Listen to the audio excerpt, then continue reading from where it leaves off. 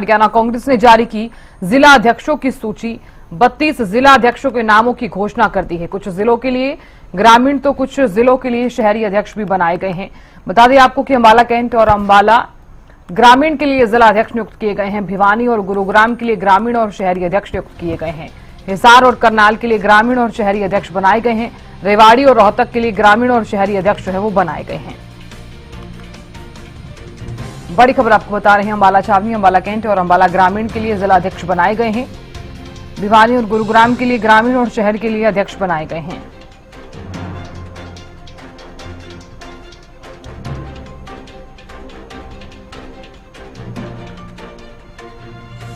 तो देखिए, इंतजार जो है वो खत्म हो गया है और इस बीच सूची जो है वो जारी कर दी गई है।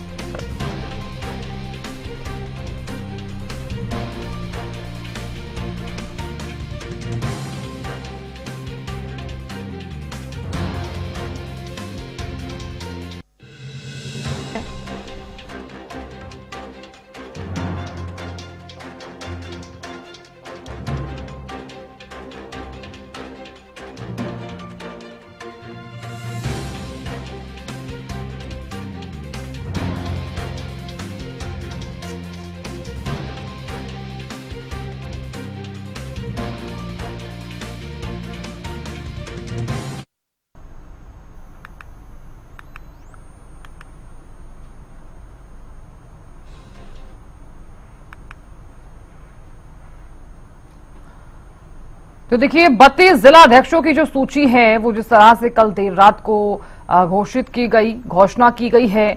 कुछ जिलों के लिए ग्रामीण और शहरी अध्यक्ष हैं वो बनाए गए हैं। अंबाला कैंट और अंबाला ग्रामीण के लिए जिला अध्यक्ष नियुक्त किए गए। भिवानी और गुरुग्राम के लिए ग्रामीण और शहरी अध्यक्ष नियुक्त किए गए हैं।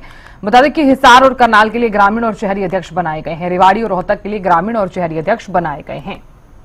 तो काफी लंबे इंतजार के बाद जिला अध्यक्षों की ये सूची जारी की गई।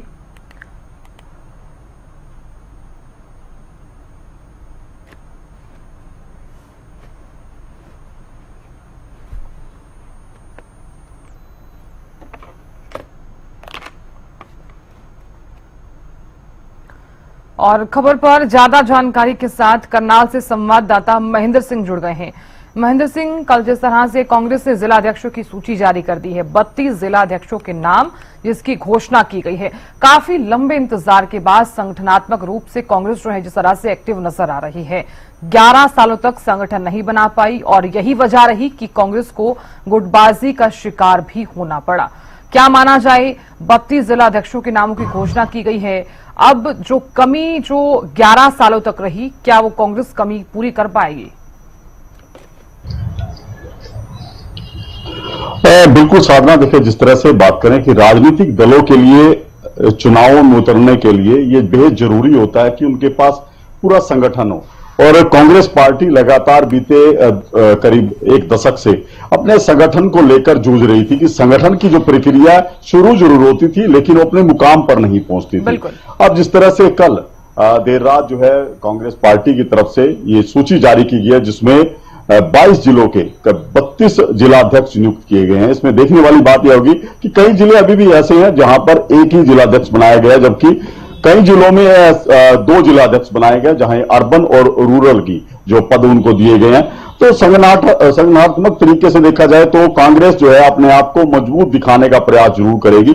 और जो कमी जो पार्टी के नेता जो झेल रहे थे कि संगठन उनके पास नहीं है, किस तरह से पार्टी की गतिविधियां चलाई जाए, उसको लेकर अब शायद कांग्रेस की राह कुछ आसान होगी। जी साधना, बिल्कुल कहा जा सकता है महेंद्र सिंह कि राह आसान हो सकती है, लेकिन जो धरातल पर इमेज बनी हुई है कांग्रेस की, क्या लगता है कि अध्यक्षों की सूची जारी करने के बाद जो गुटबाजी है वो हालांकि इससे पहले लगातार देखने को मिल रही थी, क्या वो गुटबाजी खत्म हो पाएगी?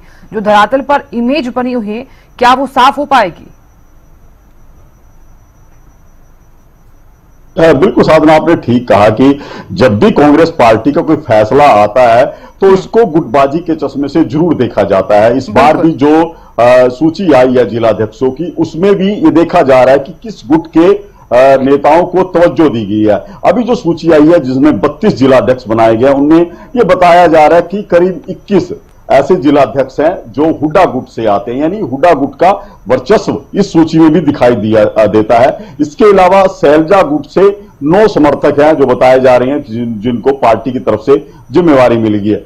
वहीं अजय यादव का एक समर्थक और रणदीप सिंह सुरजेवाला एक समर्थक को भी पार्टी ने जिला अध्यक्ष बनाया।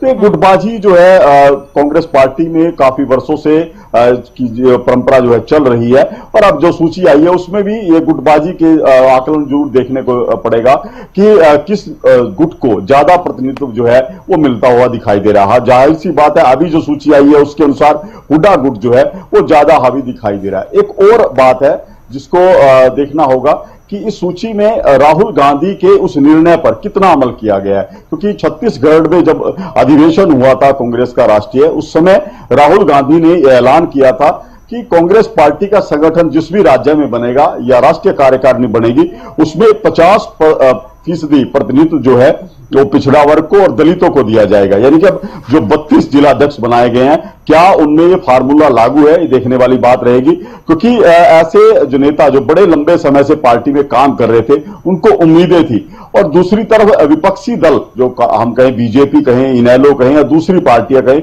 वो भी कांग्रेस के संगठन पर नजर बनाए हुए थी, क्योंकि अब जिस तरह से जो लोग ये उम्मीद में थे कि उनको पार्टी जिम्मेवारी देगी और उनको पार्टी जिम्मेवारी नहीं देती है तो अगला फैसला क्या लेंगे ये भी देखने वाली बात होगी। जी साधना। बिल्कुल महेंद्र सिंह, बहुत शुक्रिया जानकारी देने के लिए और खबर पर नजर बनाए रखने के लिए। तो कांग्रेस की तरफ से जिला अध्यक्षों की जो सूची है वो जारी कर दी गई है। हालांकि 32 जिला अध्यक्षों के नामों की घोषणा की गई और अब दिखने वाली बात होगी संगठनात्मक रूप से कांग्रेस कितनी एक्टिव आगे जो है वो नजर आती है।